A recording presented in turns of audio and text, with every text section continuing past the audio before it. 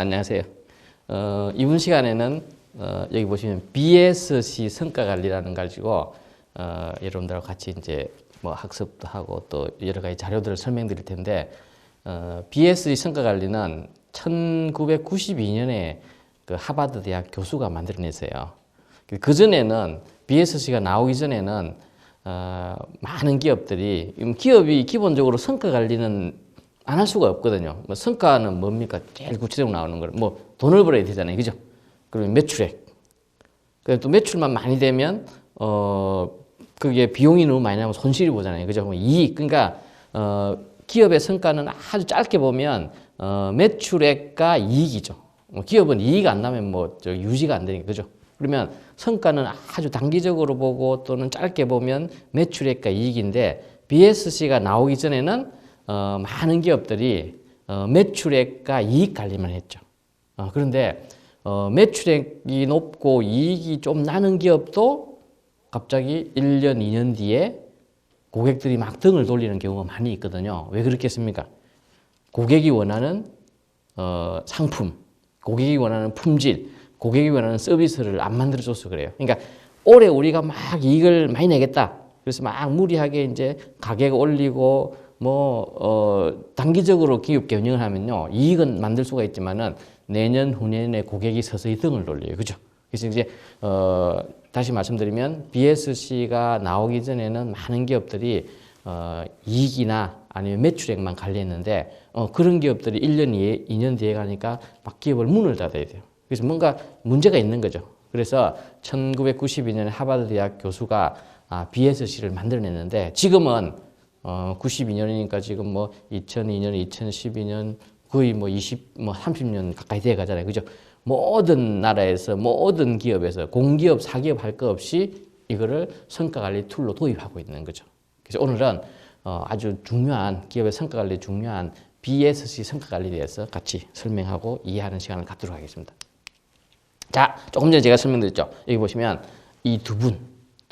한 분은 대학 교수고 한 분은 컨설턴트예요. 그죠? 그래서 글자 그대로 BSC는요. 여기 보시면요.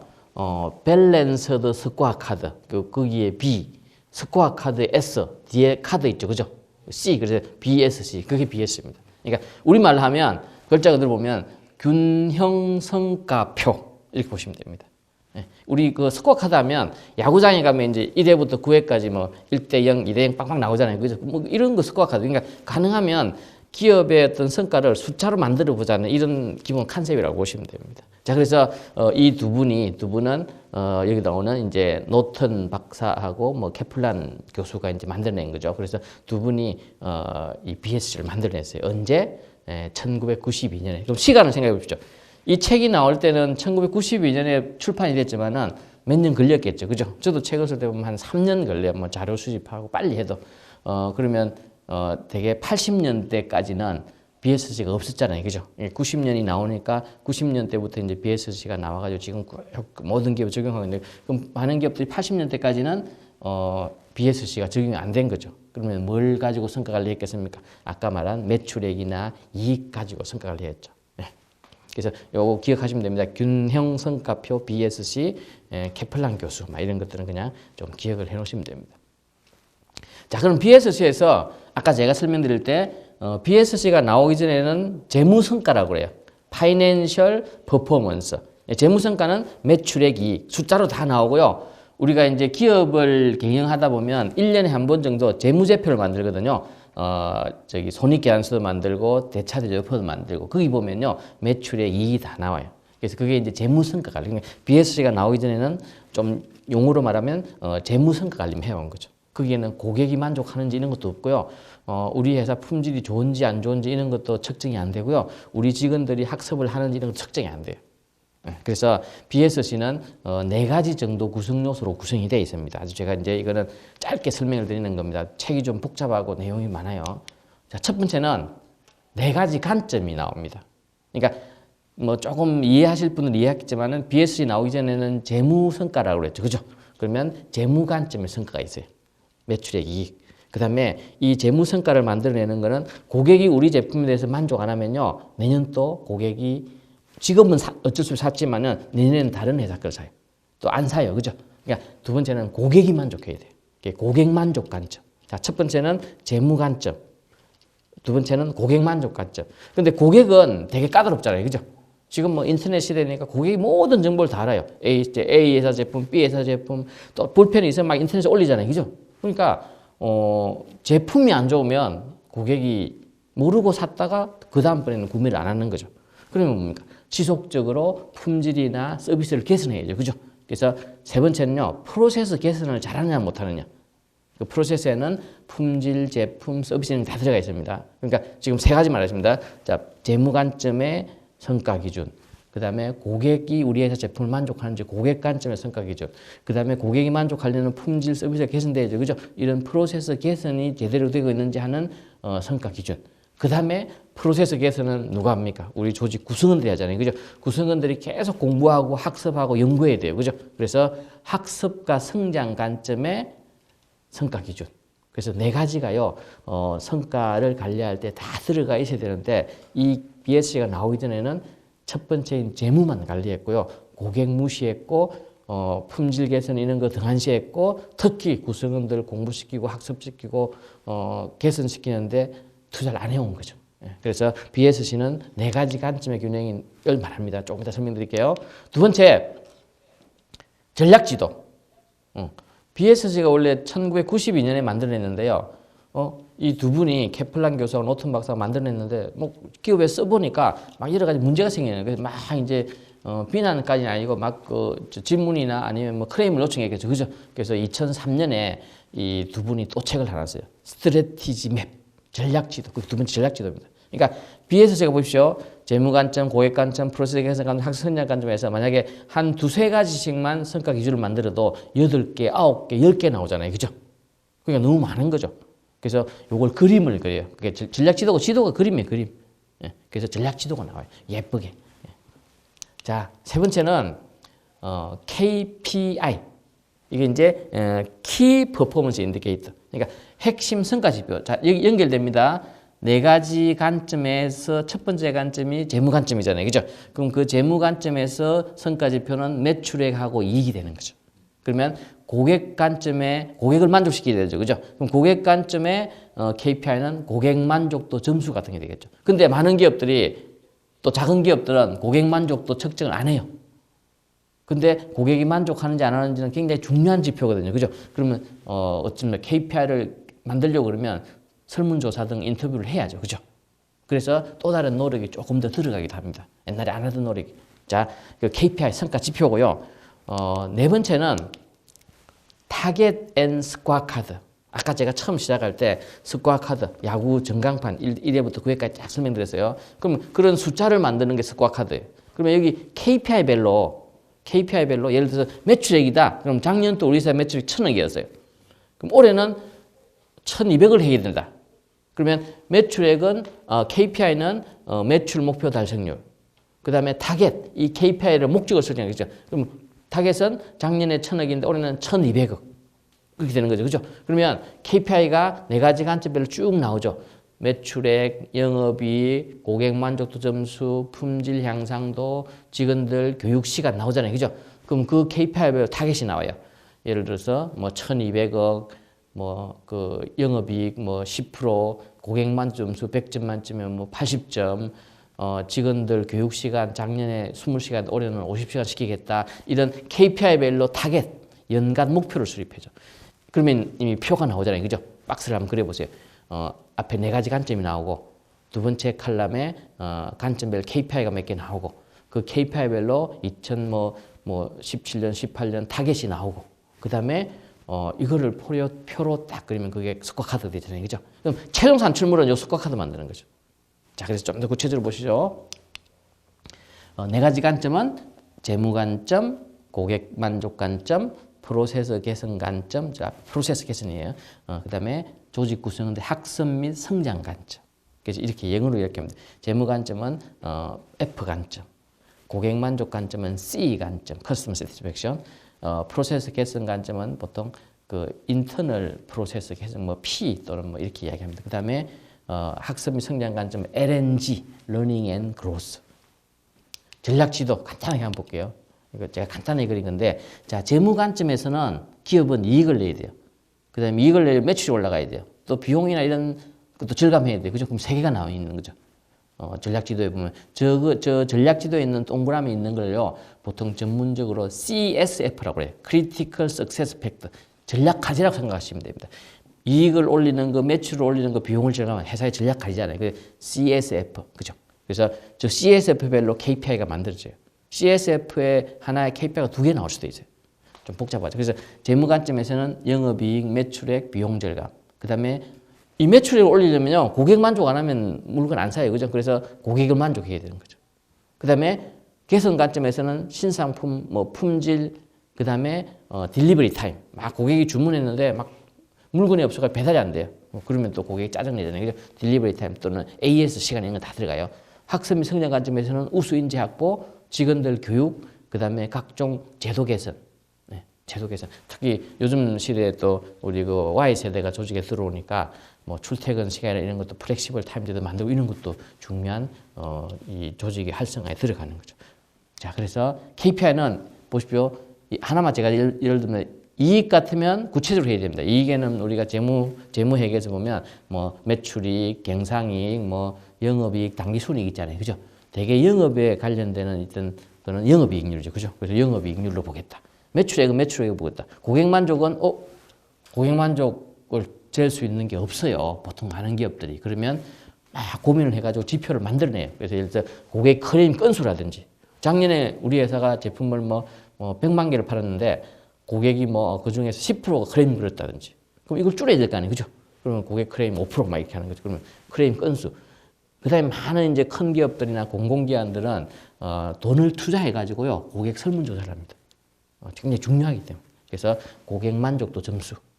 자, 그 다음에 뭐 신상품 개발, 뭐 시기나 건수, 개발수, 품질 향상 지수, 그 다음에 제품 또는 그 납품 기간 이런 거 다 들어가죠. 인재 확보율, 1인당 교육 시간, 제도 도입 시기. 이게 KPI죠. 그럼 이 KPI별로 이제 연간 목표를 정합니다.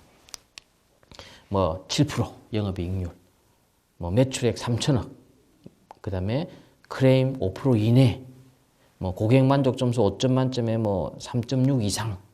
작년도보다 올라가야 되는 거죠. 뭐 제품 올해 신상품 2건 만들어내겠다. 뭐 수율은 이거죠. 재료가 들어가 가지고 재료가 100이라는 뭐 이렇게 용량이 들어가세요. 그러면 이제 중간에 막 이렇게 누수나 이런 거 없이 100이 나와야 되는 거죠. 그래서 이제 수율 뭐 96%.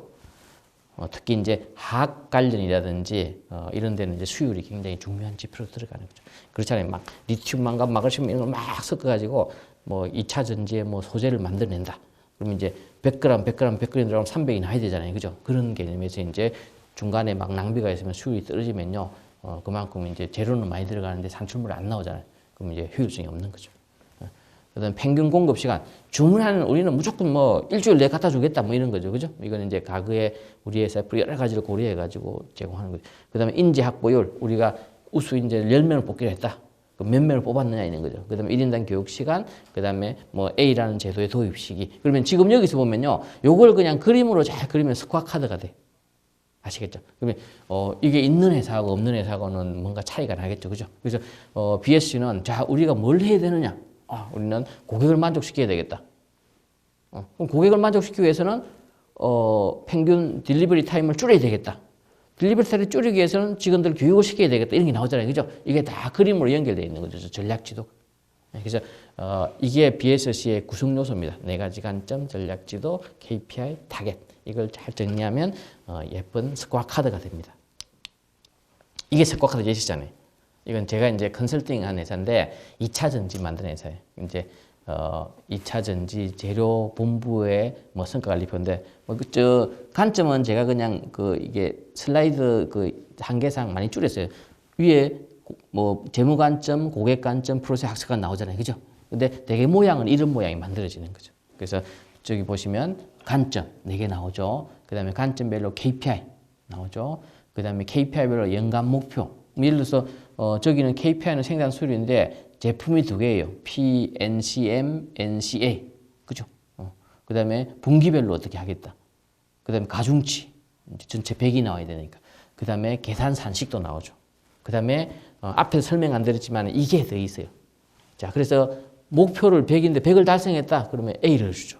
그럼 대개 보면 110% 초과 달성하면 S, 100% 달성하면 A, 뭐 그다음에 조금 목표를 미달했는데 전년도보다 올라갔다. 그럼 B, C, D 이렇게 주는 거 아시겠죠? 이런 기준도 다 만들어놔야 돼. 그래 나중에 평가할 때 왈가불가 안 하잖아요, 그죠? 막 열심히 했는데 왜 저는 뭐 B입니까?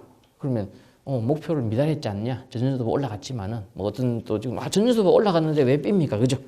근데 저는 목표를 초과 달성했는데 왜 A입니까? S를 안 줍니까? 또 이런 사람들. 그럼 110% 넘으면 S다. 그래서 이거 사전에 다 정하는 거죠. 합의도 하고, 그죠? 네. 자, 그 다음에 또 중요한 게 제가 앞에서 이제 복잡해가지고 BSC에 4가지만 설명드렸어요. 다시 기억해 봅시다. 4가지 관점, 전략 지도, KPI, 타겟. 근데 이니셔티브라는 게 하나 더 있어요. 자, 보십시오. 생산 수율을 올리는 게 목표예요. 그러면 어떻게 생산 수율을 올립니까? 공장을 잘 가동해야 되겠죠. 아니면 뭐 설비를 뭐 이렇게 보완해야 되겠죠. 그죠? 마찬가지로 예를 들어서 이제 특허 출원 건수인데 이거를 뭐 1년에 우리가 원하는 건수를 만들어내야 되잖아요. 7건 이상 6건 거죠. 그럼 어떻게 해야 되느냐? 그러면 특허를 낸 사람한테는 인센티브를 주든지 뭘 줘야 되죠. 그죠? 그런 뭔가 이렇게 동인이 있으면요. 이 KPI가 달성이 돼요. 고객을 만족시켜야 되는데 고객이 그냥 1년 지나니까 점수를 작년에 3점 주고 올해 4점 주고 이러지 않잖아요. 고객 만족시키면 품질을 올려야 될 거 아니에요. 그죠? 그러면 고객 만족 점수를 올리기 위해서는 품질을 올려야 된다. 이런 게 이니셔티브. 이니셔티브는 이제 성과를 달성하기 위한 개선이나 조치사항이 되는 거죠. 이게 없으면 성과가 안 올라가는 거죠. 이것도 굉장히 중요한 요소입니다. 그래서 다시 정리하면 BSC는 4가지 관점, 전략 지도, KPI, 타겟, 또 이니셔티브가 있는 거죠. 그죠? 이렇게 구성되어 있다. 이렇게 보시면 됩니다. 이제 일부러 이제 제가 요거는 뭐 이걸 정하는 과정을 좀 더 설명드리고 예를 들어서 PNCM이다. 그러면 100%를 여기 보면 제가 아까는 110% 달성에 S를 준다고 그랬죠. 그죠? 근데 110% 없는 게 있잖아요. 그죠? 수율 같은 거는 자, 제로 ABC가 들어갔어요. 거기 들어가는 이제 용량이 있잖아요. 그죠? 그럼 그걸 막 가공을 해가지고 제품이 나와야 돼요. 그 제품을 이제 다른 기업체에 납품하는 거죠. 그죠? 그런데 이게 화학 관련 제품이니까. 근데 110%가 안 나오잖아요. 그죠? 그래서 이거는 이제 특성, 그 KPI 특성에 따라서 이렇게 만듭니다. 그렇게 아시겠죠? 그래서 이 회사는 100%를 하면 S를 주겠다. 그 다음에 97% 이상 되면 A를 주겠다. 이렇게 정한 거죠. 여기도 이제 마찬가지고. 예. 자, 요까지가 이제 BSC 그 구성 내역을 설명드렸어요. 1992년에 케플러 교수가 BSC를 만들 때는 주로 4가지 관점과 KPI 중심이었어요. 근데 너무 복잡하다. KPI가 많이 나오잖아요. 그죠? 4가지 관점별로 KPI가 막 3개씩만 하면 12개가 나오잖아요. 그죠? 그 KPI가 너무 많으니까 어디 집중할 줄 모르겠다. 막 그런 또 민원도 있고 크레임도 있었어요. 그래서 이 두 분이 또 막 고민해가지고 2003년도에 한 10년 뒤에 전략 지도를 만들어요. 그림. 그림을 보니까 명확하잖아요. 그죠? 모든 CSF, 그 동그라미 들어있는 과제는 인과관계가 다 있는 거죠. 그래서 궁극적으로 보면 직원들을 육성하고 성장시키면 품질이 개선되고 품질이 개선되면 고객이 만족하고 고객이 만족하면 매출이 올라가는 거죠. 뭐 이런 이제 구조를 가는 게 이제 그래서 전략 지도가 또 중요합니다. 그러니까 제가 이제 많은 기업들 이제 컨설팅 할 때 보통 전략 지도는 막 등한시해요. 근데 전략 지도를 부서마다 아니면 본부마다 딱 매핑해 놓으면요. 그 본부의 어떤 핵심적인 그 연간의 초점이 딱 정리가 되니까 요것 가지고 그 구성원들한테 설명을 해주면 이해도가 빠른 거죠. 그래서 전략 지도는 커뮤니케이션, 그러니까 회사 제일 큰 전략은 회사 사장이 책임지는 거죠. 그 다음에 각 비즈니스 유니트마다 본부장들이 책임지는 거죠. 팀의 과제는 팀장이 책임지는 거죠. 근데 중요한 거는 팀원들, 본부 구성원들, 전체 직원들이 회사의 방향, 본부의 방향, 팀의 방향을 알아야 될 거 아니에요. 그죠? 그걸 전달해주는 중요한 커뮤니케이션 툴이 스트래티지 맵, 전략 지도다. 이렇게 보시면 됩니다.